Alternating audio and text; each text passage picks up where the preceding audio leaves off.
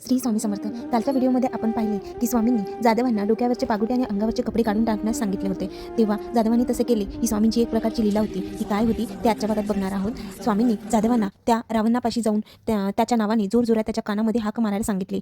मृत पावलेल्या रावणाच्या कानामध्ये जाधवांनी जोरजोरात हाका मारल्या, परंतु काही प्रत्युत्तर मिळाले नाही. तेव्हा स्वामींनी पुन्हा एकदा त्याच्या कानापाशी जाऊन मोठ्याने आवाजात हाक मारायला सांगितले. तसे केल्यास या खेपेस तरी रावण डोळे उघडेल, परंतु तसे काही झाले नाही. स्वामींनी परत एकदा तिसऱ्यांदा रावणाच्या कानामध्ये दोन्ही कानामध्ये मोठमोठ्याने हाका मारण्यास सांगितले. जाधवांनी सांगितल्याप्रमाणे तसे केले.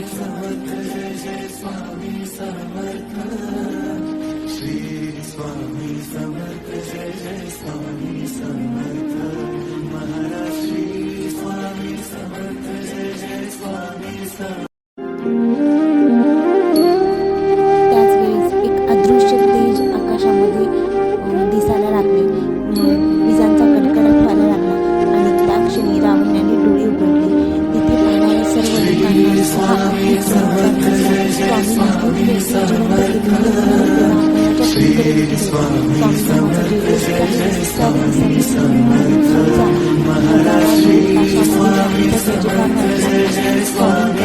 काय स्वामींना काय खायला घेऊन येऊ असे लोकांना वाटायला लागले.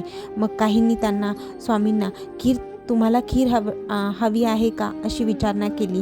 वास्तविक पाहता सर्पदंश झाल्यावर दूध किंवा दुधाचे पदार्थ खाल्ले जात नाहीत. मात्र स्वामींची कृती ही नित्य वेगळीच आणि विचित्र होती. स्वामींनी रामण्णाला खीर खायला द्या असे सांगितले.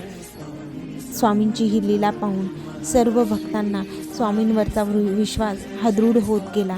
अशातच एक स्त्री तिच्या अतिशय आजारी मुलाला मरणाच्या दारांकडे धावत आली. आक्रोश करत रडत होती. स्त्री धावत स्वामीरायांच्या पाया स्वामीरायांची लीला ऐकून मी माझ्या मुलाला इथे घेऊन आले आणि यांच्या चरणापाशी माझा मुलगा मृत पावला.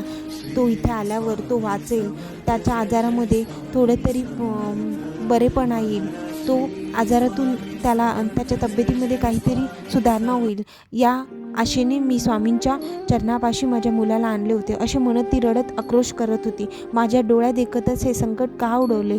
मला इतके नवल वाटते की स्वामींच्या चरणापाशी येऊन माझा पुत्र गतप्राण कसा काय झाला असे म्हणून ती स्वामींना प्रश्न विचारत होती. परंतु चंद्र किरणांनाही उष्णता प्राप्त व्हावी, अमृत प्राशन करूनही मरण यावे आणि साधू संतांचा सहवास मिळूनही पाप शिल्लक राहावे, अशा तऱ्हेने हे घडले होते. माझे लेकरू मृत पावले.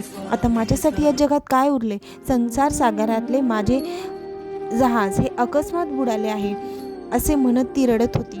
माझ्या पाठीशी का लागले हे दुर्दैव्य असं म्हणून ती जोरजोराने आक्रोश करत होती.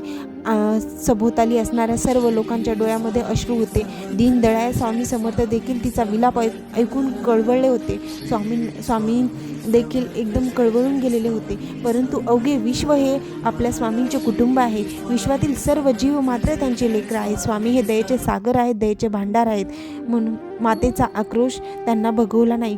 पुढे त्यांनी काय चमत्कार केला पहा. स्वामी अतिशय करून दयेने या आसनावरून उठले आणि त्या स्त्रीच्या हातातून त्या मुलाचे प्रेत हिसकावून घेतले आणि त्याच्या दोन्ही पायांना धरून गर गर गर गर फिरवायला लागले.